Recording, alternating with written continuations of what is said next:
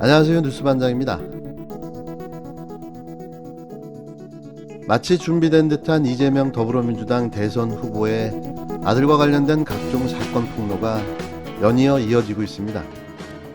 누군가가 사전에 이런 자료와 정보를 수집하고 준비하지 않았다면 쉽게 드러날 수 없는 개인의 문제인데요. 도박과 관련해서도 신고에 대한 수사보다 사건 인지를 통한 수사가 대부분인 걸 감안하면 더욱더 그렇습니다.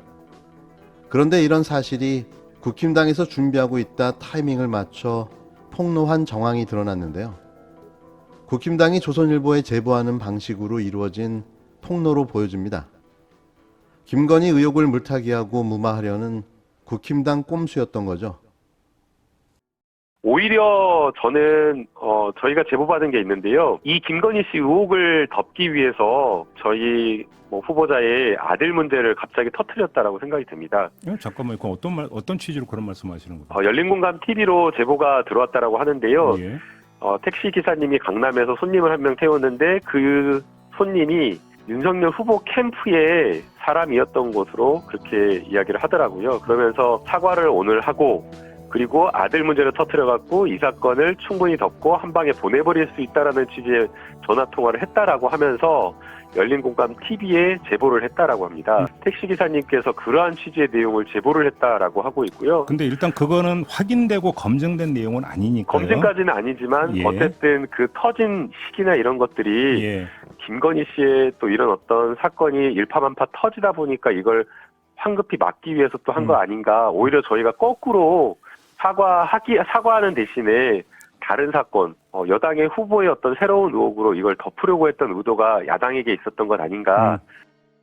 더불어민주당 선거대책위원회 온라인 소통단장을 맡은 김남국 의원은 17일 이재명 후보 아들 도박 및 각종 의혹에 대해 김건희 씨 의혹을 덮기 위해 저희 후보자 아들 문제를 갑자기 터뜨렸다고 생각한다고 밝혔습니다.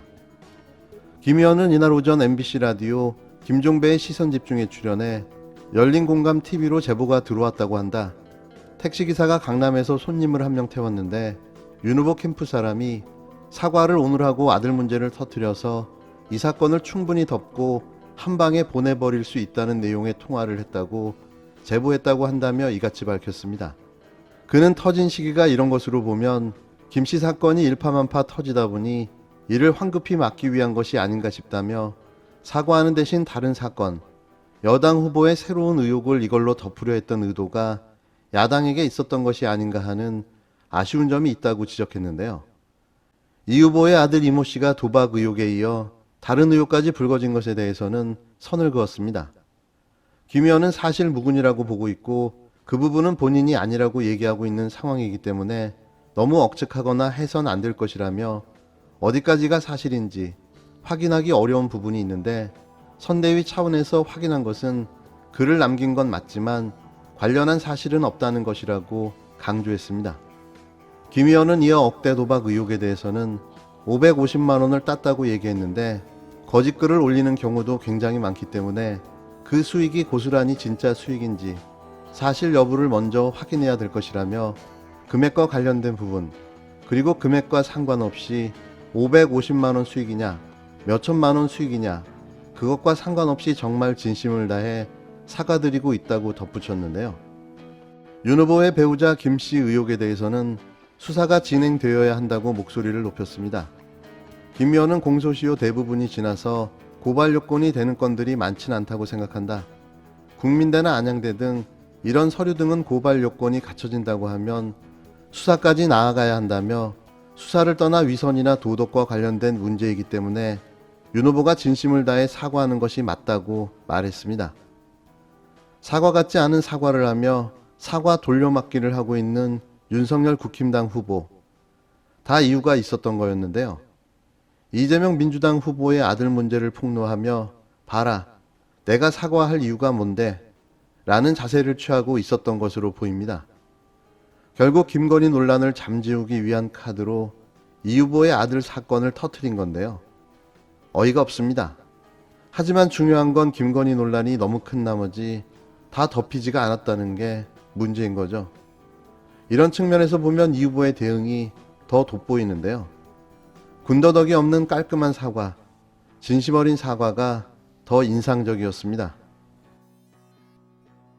그동안에 한림 성심대, 서일대, 수원여대, 안양대, 국민대에 쭉 들어가면서 네. 학력, 경력, 수상 이력에 대해서 계속 반복적으로 그 문제되는 자료가 사용이 되고 들어가고 합니다. 네. 그래서 이게 과연 내가 이게 문제가 있는지 없는지 확인을 해봐야 되겠다. 그래서 이게 그게 확인이 돼야 사과를 할 수가 있겠다라는 것에 대해서 솔직히 조금 동의를 하기가 힘듭니다. 이렇게 많은 5번에 걸친 그 이력서 제출. 시간 강사 혹은 네, 저 겸임 교수 들어가시면서 학력 또 뭐 이력 또 수상 이게 이렇게 반복적으로 됩니다. 솔직히 신정아 교수 네. 옛날에 문제된 적이 있었죠. 예. 그때 윤석열 후보가 수사를 했었습니다. 맞아요. 예, 신정아 씨. 구속됐었고요. 저는 좀 조심스럽긴 합니다. 근데 이렇게 많다면 정말 조심스럽습니다. 근데 개인적으로는 이거 혹시 이거 리플리 증후군 아닌가 할 정도로 저는 이거 좀 저 개인적으로 그렇게 좀 생각이 될 정도입니다. 재산이 예. 뭐 한 60억 되는데도 자기 개인 회사에서 쥐꼬리만큼 월급 책정하고 그 보험을 일반 저 월급쟁이보다 훨씬 더 적게 얼마 냈는데 냈어요? 7만 원 냈어요. 아, 그거 문제 제기를 조홍천 의원이 하셨던 것도 이건 좀 논란이 너무 됐었죠. 너무 공정하지 않다는 얘기입니다. 조홍천 더불어민주당 의원은 17일 윤석열 국힘당 대선 후보 안에 김건희 씨를 겨냥해 혹시 리플리 증후군이 아닌가 할 정도로 저는 개인적으로 생각이 될 정도라고 직격탄을 날렸습니다. 민주당 선거대책위원회 공동 상황실장인 조 의원은 이날 오전 CBS 라디오 김현정의 뉴스쇼에 출연해 그동안의 한림, 성심대, 서일대, 수원여대, 안양대, 국민대에 쭉 들어가면서 학력, 경력, 수상 이력에 계속 반복적으로 문제되는 자료가 사용이 되고 들어간다며 이같이 주장했는데요. 무엇이 문제인지 자료로 다 확인이 가능하다는 취지였습니다. 그는 과연 내가 이게 문제가 있는지 없는지 확인을 해야 되겠다. 그래서 그게 확인이 돼야 사과를 할 수 있겠다는 말은 솔직히 조금 동의하기 힘들다며 실수가 아닌 것 같다. 계속 사용이 된다고 꼬집었는데요. 이어 시간 강사 혹은 겸임 교수로 들어가시면서 학력도 이력, 수상, 이게 이렇게 반복적으로 된다면 신정아 교수 옛날에 문제가 된 적이 있었다. 그때 윤석열 후보가 수사했었다. 신전 교수는 구속됐었고 그때 난리가 났다. 김 씨의 경우 그것보다 훨씬 더 많다고 언급했습니다.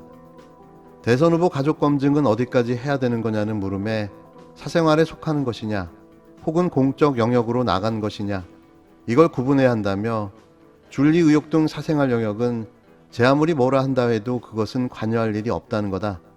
그냥 도덕적으로 비난하고 말 일이지 그걸 검증하고 어쩌고 저쩌고 관여할 문제가 아니라고 답했는데요. 다만 겸임 교수 이런 것은 어쨌든 그 이력을 또 쓰고 또 공적으로 활용하지 않냐라며 공적인 영역으로 나간 것이다. 이런 것들은 검증의 대상이 된다고 주장했습니다. 최근 여론조사에서 이재명 민주당 대선 후보의 지지율 1위를 기록한 것에 대해선 일단 굉장히 감사한 일인데 지금 뭐 하도 판이 출렁거려서 모르겠다며 일시적으로 저렇게 됐는지 몰라서 저기에 안주해서는 큰일 난다고 본다고 밝혔습니다. 저만 그런 생각을 갖고 있던 게 아니었습니다. 리플리 증후군, 누가 봐도 이 정도의 증상과 수준으로 보여진다는 이야기인데요. 빠른 상담과 치료가 필요해 보입니다. 내년 대선이 이제 83일 앞으로 다가온 가운데 SBS가 여론조사를 실시했습니다. 먼저 내년 3월 대선에서 누구에게 투표할지를 물었는데요. 민주당 이재명 35.4%, 국힘당 윤석열 후보 33.3%로 격차는 2.1%포인트, 오차범위 안에 있었습니다. 이어 정의당 심상정 3.5%, 국민의당 안철수 후보 3.1%였는데요. 지난달 말 SBS 여론조사와 비교해보면 이 후보는 2.7%포인트 올랐고 윤 후보는 1.1%포인트 내렸는데요. 심 후보는 0.7%포인트 하락했고 윤 후보는 0.3%포인트 상승했습니다. 이재명, 윤석열 후보 지지층을 연령대로 따져보면 이 후보는 30대와 40대에서, 윤 후보는 60대 이상에서 각각 더 많은 지지를 받았고 50대와 20대 이하에선 팽팽했는데요. 이념 성향별로 보수층에선 윤 후보, 진보층에서는 이 후보 지지가 압도적이었습니다. 캐스팅 보트로 평가받는 중도층에서는 큰 변화가 나타났는데요.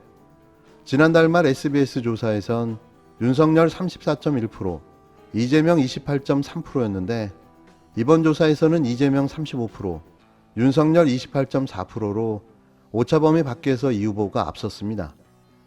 지역별로는 이 후보는 호남에서, 윤 후보는 TK와 강원, 제주에서 더 높은 지지를 보였는데요.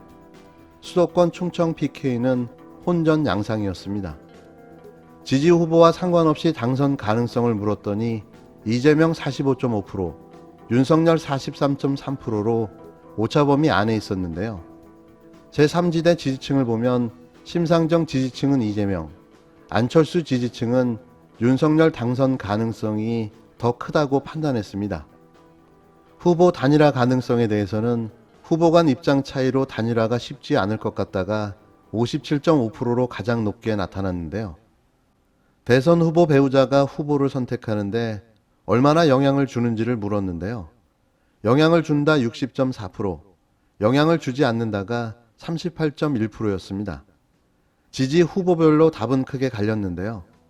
이재명 후보 지지층은 85.8%가 영향을 준다고 답한 반면 윤석열 후보 지지층에선 그 비율이 36.1%에 그쳤습니다. 특히 지지 후보 교체 의사가 있다고 답한 사람들 중에 65.2%가 배우자가 영향을 준다고 답해 후보 가족들을 둘러싼 논란이 박빙 국면의 대선 레이스에서 변수가 될 것으로 보여지는데요. 생각보다 판이 빨리 뒤집히고 있습니다. 국민들도 더 이상 못 볼 꼴을 봐줄 수가 없다는 뜻으로 풀이되는데요. 어쩌자고 이런 전대미문의 정치검찰이 대선 후보로 출마할 수 있었을까 하는 의문이 계속됩니다. 대한민국 역사의 길이 남을 미스테리한 흑역사로 기록될 듯한데요. 마지막 문장은 이렇게 남겨지겠죠. 그래서 그는 20대 대선에서 결국 낙선했다. 이번 조사는 SBS가 여론조사 기관 넥스트 리서치에 의뢰해 지난 14일에서 15일 이틀간 전국 만 18세 이상 남녀 1016명을 대상으로 유선 87, 무선 14% 전화면접 조사로 이뤄졌으며 응답률 17.6%, 95% 신뢰 수준의 표본오차 플러스 마이너스 3.1%포인트의 여론조사 결과입니다. 자세한 사항은 중앙선거 여론조사 심의위원회 홈페이지를 참조하시면 되는데요. 이대로 쭉 가서 승리하면 될 것 같습니다.